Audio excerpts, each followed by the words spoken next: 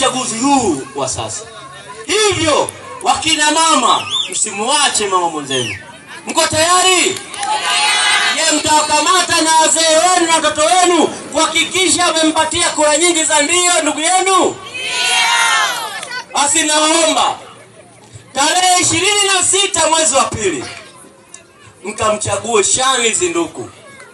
Shani Zinduku akapeleke sauti yenu bungeni, kwa sababu kama kilivyo chama chetu Sauti ya Umma, sauti yenu ikapate kufika bungeni kupitia Shani Zinduku, mkapate kupata suluhisho la changamoto nyingi zinazowakabili.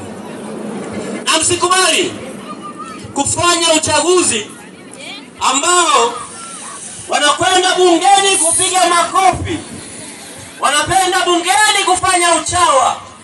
Tunataka mkachague bunge ambaye atakwenda kweli kuwasemea wanaperamio.